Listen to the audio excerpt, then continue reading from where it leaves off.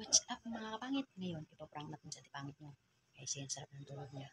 Siyang kalamalam. Kaya, let's go. Tingnan natin sa tipangit. What?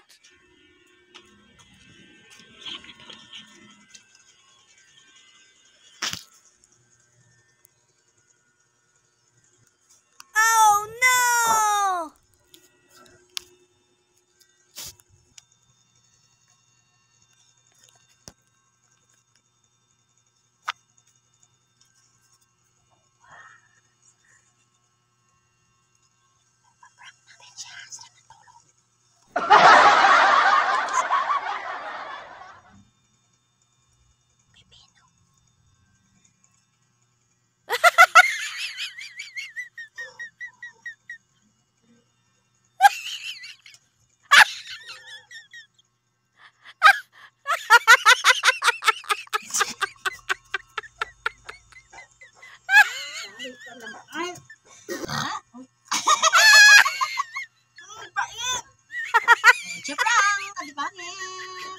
Ano, sarap, di ba?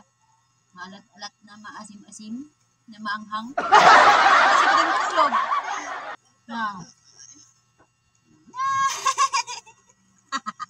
Isa naman sa tipangit mga kapangit. Yan.